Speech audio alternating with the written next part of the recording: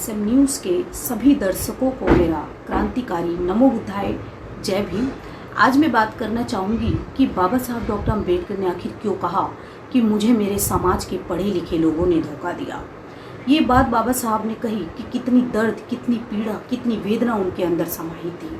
बाबा साहब डॉक्टर अम्बेडकर ने इस देश के लिए जितना कुछ किया उसे युगों युगों तक याद किया जाएगा और एक ऐसा लिखित दस्तावेज उन्होंने इस देश को दिया, यानी ऐसा संविधान इस देश को दिया जिसमें बहुजनों के सारे हक अधिकार समाहित है। बाबा साहब डॉक्टर अम्बेडकर के आरक्षण की बदौलत लोग शासन प्रशासन में तो पहुंच गए, लेकिन वहां जाकर इस कदर वो इतरा गए कि अपने लोगों की समस्या सुनना तो दूर, उन्हें अपने लोगों से मिलने में भी शर्म आने लगी। और ऐसे ही लोगों की वजह से बाबा साहब रोए। 18 मार्च 1956 को बाबा साहब आगरा में रोए और उन्होंने कहा कि मुझे मेरे समाज के पढ़े लिखे लोगों ने धोखा दिया। कितना दर्द उनके अंदर था जब ये बात उन्होंने बोली।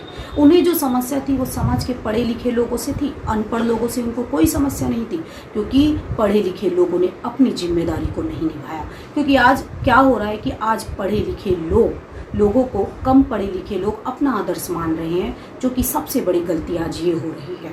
27, 28, 29 जुलाई को बाबा साहब 3 दिन तक लगातार अपने 26 अलीपुर रोड पर रोते रहे। नानक चंद्र रत्तू साहब जो कि उनके पीए थे, उन्होंने बाबा साहब से कहा कि साहब आप क्यों रो रहे हो, ऐसी कौन सी पीड़ा, कौन सा दर्द आपके अंदर है जो आप रोए जा रहे हो लगातार।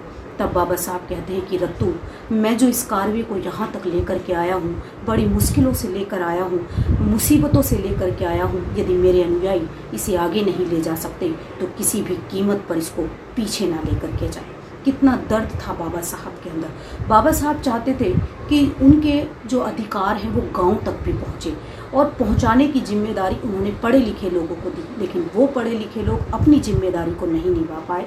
मैं अगर आज की बात करूं तो आज भी बाबा साहब डॉक्टर अम्बेडकर के दिए हुए अधिकार गांव तक नहीं पहुंच पाए हैं। आज भी वहां के लोगों को नहीं पता कि बाबा साहब ने संविधान में हमको क्या अधिकार दिए हैं। बाबा साहब डॉक्टर अम्बेडकर ने राजनीति में इसीलिए आरक्षण की व्यवस्था की कि वहाँ पहुंचकर लोग हमारे लोगों के ऊपर होने वाले अत्याचारों के खिलाफ बोलेंगे, हमारे लोगों पर जो शोषण हो रहा है उस पर बोलेंगे, सुख सुविधाओं के बारे में बोलेंगे, राष्ट्र की मूल धारा से मिलाने का प्रयास करेंगे। लेकिन वहाँ जाकर उन्होंने ऐसा कुछ नहीं किया, क्योंकि उनको वहाँ पर जाकर अपने पद की, अपनी कुर्सी की और अपने टिकट की ज़्यादा चिंता थी।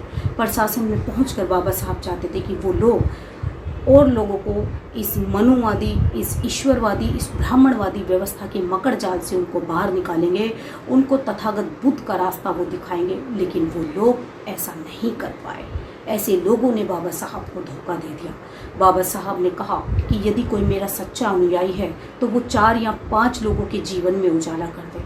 जब मैंने ये बात पढ़ी तो मेरे पैरों के नीचे से ज़मीन निकल गई और मैंने भी अपने आप से वादा किया कि जब मैं इस दुनिया से जाऊंगी तो उस 4 या 5 के पीछे कितनी जीरो में लगा के जाऊं, ये प्रयास भी मेरा रहेगा। बाबा साहब डॉक्टर अम्बेडकर की बदौलत ही आज हमें सारी सुख सुविधाएं, ऐशो आराम का आज हम लोग जीवन जी रहे हैं। हम लोग अपने छोटे से क्लर्क के पद तक नहीं त्याग सकते, लेकिन बाबा साहब डॉक्टर अम्बेडकर ने अपने कानून मंत्री पद तक से इस्तीफा दे दिया हम महिलाओं के हक अधिकारों के लिए।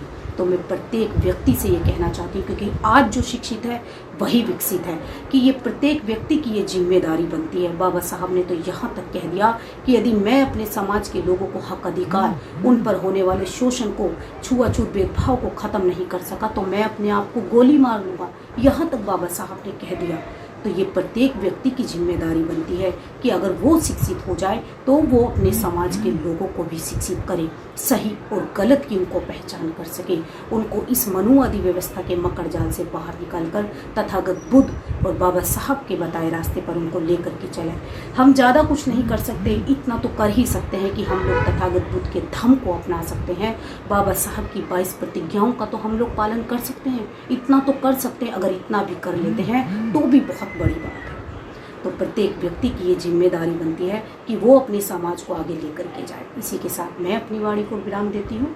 आप सभी को मेरा नमो बुद्धाय जय भीम।